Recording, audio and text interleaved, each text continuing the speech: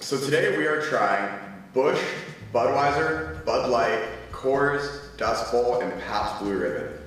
Sweet.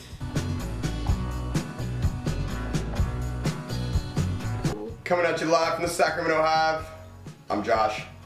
And I'm blindfolded. Welcome to localbeer.buzz. We talk about the local beers that are a buzzin', tell you which ones might actually be the best to taste. Today, I don't really know why we're here or where we are because I can't see anything. Josh? We are doing craft versus commercial today, John. That is why we are blindfolded. We have been transported to an undisclosed location by our lovely assistant who is going to pour these beers into glasses for us to try and figure out which one is the craft beer. We have a lineup of a bunch of commercial beers and one craft beer. We're gonna find out if we are decent enough judges to be doing the show for you guys. I know that they are all lagers. I think I know what this is, and I don't think I want to try it, but this is definitely a can. This is also a can. We'll see you in a second.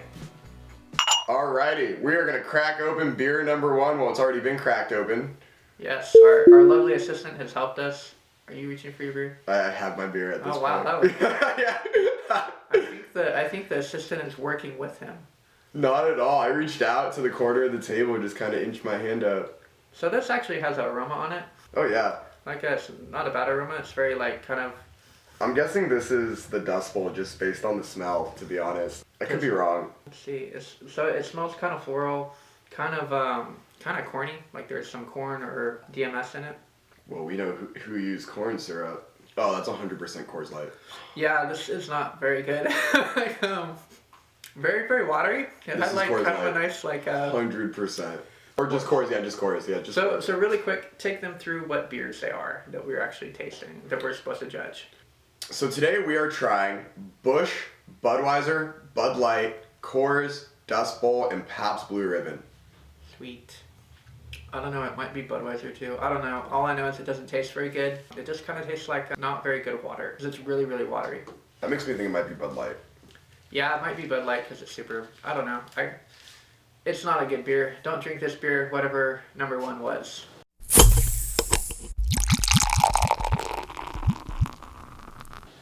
Alright, next beer. Going up the side. Oh, alright, second beer. Hey, is your blindfold on? Yeah. Okay, It's yours? I think so. I can't see anything. I can't either. I can almost not smell this beer at all. They say that when you're blindfolded, your other senses are heightened, but it's a lie. I can't smell anything. This smells like a hangover to me. Yeah, I'm guessing just by the smell, this is Busch. I've never had a Busch, but I've had all the others, and the others have smells. Then why would you think that this Busch, if you've never had it? I would say it's probably either Budweiser or Busch, because like I just remember. Budweiser. Like not a very good smell. This is Budweiser.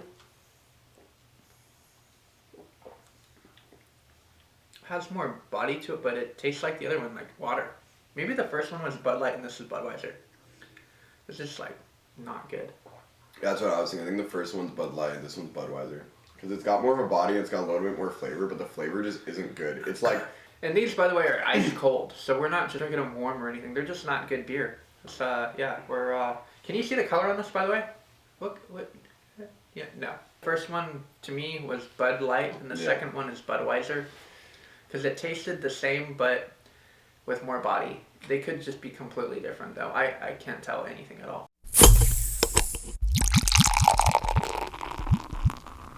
They're both really similar, but all commercial beer is really similar in that it just gets drunk. Yeah, like although I don't think I'll get drunk. I mean they're like between like 4.3 and like 5% alcohol. You have to drink a lot of them to get drunk.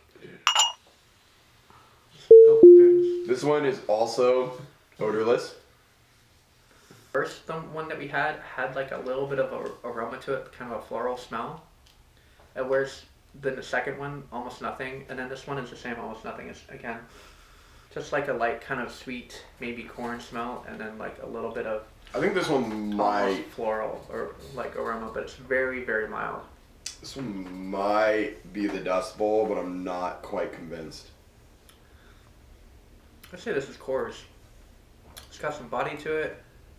Yeah, it was better than the other two. It could be Coors. I don't know. It definitely has more. What are you doing with yours? I'm lining them up, like, very carefully. Can you see them? No! How do you know which is which? Who knows what? They're probably... No, because I've been placing them down. Like, I've been very methodical about Yeah, it. I just try and push it off the table. Like, I don't want that beer.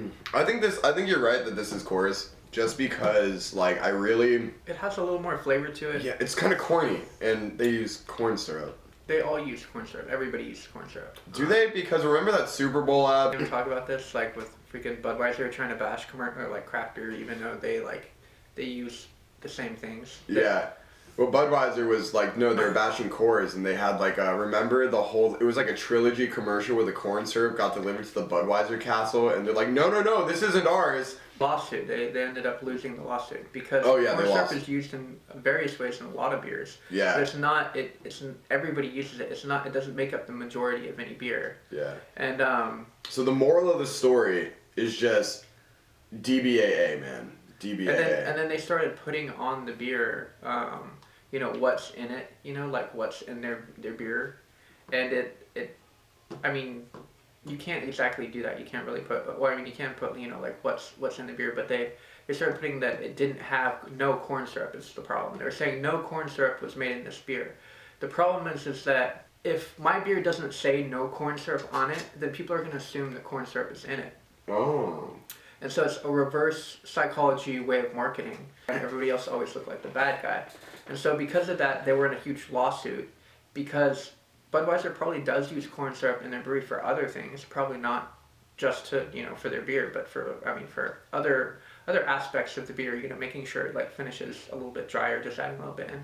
Or not using it at all. Maybe they don't use it at all. But the main thing is that like by saying that they don't have this in their beer, Sierra Nevada doesn't say on it that they don't have it in their beer. So people right away assume that Sierra Nevada had it in their beer, which they don't. Oh, so I see. A bunch of breweries sued them and Budweiser lost. Yeah, because it's like kind of fake marketing. It's trying to claim that, something that doesn't exist in every beer, doesn't exist in their beer, but it doesn't exist in so many other beers too. Oh yeah, I don't know really any craft brewery that uses corn syrup regularly. Why am I drinking this? God, are you on the number 4 yet? I'm on number 3.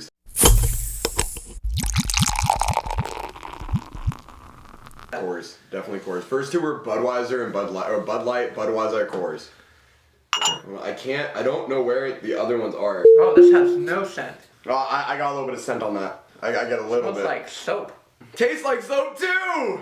Oh, I think this is Bush. I've never had Bush, but... Why would you think it's Bush then? Gosh. Because it's awful! It's so bad. How do you know you've never had it yet? So, this smells kind of like soap. Yo. It has like a weird like... It's utterly flavorless, exactly what I would expect Bush to taste like at like 3.4%. It has flavor, it's just not very good. It's really weird. It tastes like water that might be going bad or something. Yeah, it's like water that's been in a water bottle for like 6 months under like the back seat of a family minivan. I think you're correct. Yeah. Yo, whose minivan did you take this from? So this definitely tastes, it just has this kind of like, it tastes like when you've left the beer out for a couple days and you go, oh, I wonder if this is good. And you sip it and you go, oh, no, it's not good. Have you done that? Everybody's done that. I've never done that. You're a liar. No, like maybe within 24 hours, but I have never done it past that.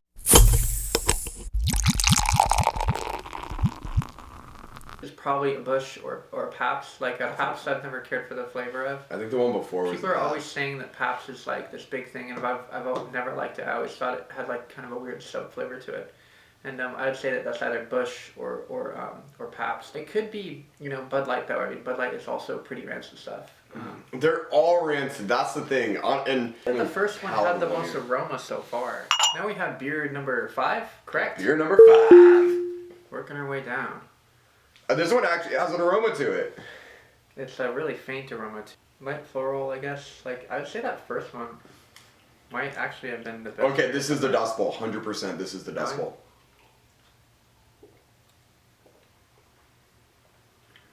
I would say this is also the Dust Bowl. 100% this is the Dust Bowl. In the lineup of all of this, this is the Dust Bowl. Surprisingly, the first beer that we had a better aroma, but this... I agree. I agree. It was kind of floral. This has like a light aroma to it, but the flavor on it is way better. It has more body to it. It's clean. It's really clean. And like what really tipped me off to that is that you could taste just like the breadiness. You know what I mean? Like, are you getting that too?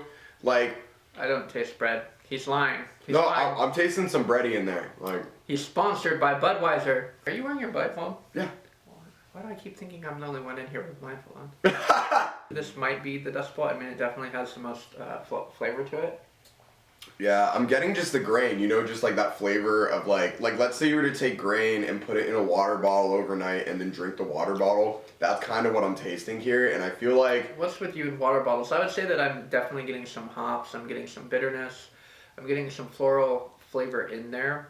It's got actually a nice bitterness, and definitely has a lot more body than any of the other. If it's not Dust Bowl, this is actually not a bad beer. Lagers are not my favorite beer, but they are definitely, you know, something I like to drink. It doesn't have that much on the nose as far as aroma. Whatever the first beer was that we had a nice aroma, but it definitely has more flavor to it. Like, just the aftertaste is very nice. Like, it's very pleasant. Whatever beer we drank before that was so horrible that I was starting to get a headache from the aftertaste, whereas this kind of clears it up. So if this is not Dust Bowl, I mean, like, good job. Whoever. Yeah.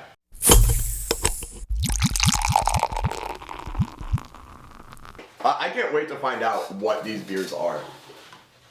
All right, we're going on to the last one. Number 6. Just under the table? Hey, I am shocked we haven't spilled a cup. Don't jinx it. We don't have a wood table yet. That's coming soon, by the way. Wood table on the way. Pre-ordered. This has a little kind of a sweet smell to it, but it tastes good. It's not a corn smell. It's like just a sweet aroma. I think the only one I haven't said so far is I think it's Pabst. It's actually not bad.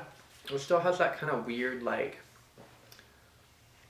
what is that aftertaste? Is it just like they mixed hops with soap or something? Like, I just keep getting soap. Like, maybe they're washing their hops. Don't wash your hops. Put them in.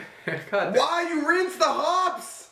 They're already sanitary. You don't need to dip them in sanitizer first. They're also so acidic that nothing could survive on them. I'm not opposed to this, to be honest. I'm actually second guessing my last one. I would say that I don't like this beer. It's got a weird aftertaste to it. It's a soapy kind of aftertaste to it. Alright, so I'm going to say... And the aroma's almost gone. I would say that maybe this is Pabst. Maybe that's why it's got a good following. That's what I'm maybe thinking. Hipsters, you know, they can kind of taste too. I just thought they just wore their grandmother's, like, clothes and, you know. Yeah, have you seen that, like, those PBR jackets and the pants? Like, they have full bodysuits with the Pabst Blue Ribbon thing. Like, you could get them at Hot Topic. It's really weird. Have you seen those? Where is there a Hot Topic? I'm not being paid by Hot Topic. It's not an advertisement. He might be. He might be. We are wearing blindfolds. Where did these blindfolds come from, Josh? The aftertaste is really soapy and weird. Yeah. It has almost no aroma. And they all have kind of this weird, like, dryness that kind of hits the sides of your mouth. And then it goes straight into this weird aftertaste that's on the back of your tongue. And it's not a very good aftertaste. I think that's why you have to drink so many of these beers. And by then you're drunk and you can't taste anything anyways. Aftertaste is just not good. I mean, this one is actually kind of pleasant, though. Like, the aftertaste is slightly sweet. Yeah.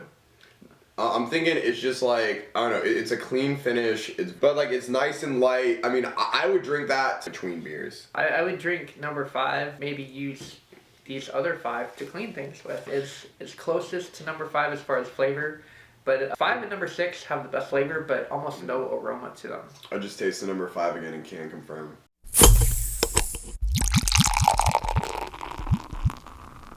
I would also not drink this beer. Number 5. I mean, no one would choose to drink any of these beers. Let's be real. No one would choose to. Whatever number 5 was.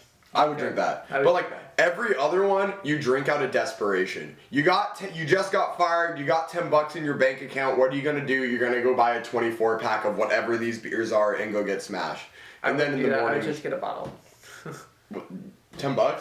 What kind of bottle are you buying for $10? Dude, if I'm gonna choose between a 24 pack of like Hams or some kind of like horrible beer or a bottle of a plastic vodka, I'll take the plastic bottle of vodka. Oh, Prestige vodka, man. That Yeah, yeah. So yeah, I mean, number 5, I would probably get a 4-pack or a keg. It's clean and nice. Not a lot of aroma though. I mean, I would say more on the 4-pack side than the keg side. If they could just bump that aroma up, it'd be amazing. Josh, how would you rate these beers? Starting with the first one. I'd sandbag it. 1 through 4, I would sandbag all of them. I agree, 100%. I would sandbag 1 through 4. Number 5, I would between a 4-pack and a keg. Same. And then number 6 is. I'd finish it. I would probably finish it, or I wouldn't. But you know, I'm kind of in between. I mean, it's not bad. It's just not good. That's where I'm at. Are we keeping our blindfolds on? Is your blindfold off? No, my blindfold's on. Is your blindfold on? My blindfold is on. Are you lying? No, I'm not lying. Alright. Don't forget to like and subscribe. We're at Local Beer Dot. Wait. We don't know what beers they are. What? We don't know what beers these are. Oh. We haven't been revealed. You can just tell us. Okay. Ready? Alright, Josh. Even though we've already rated these beers, our lovely assistant is now going to tell us 1 through 6 what beers actually were. Alrighty.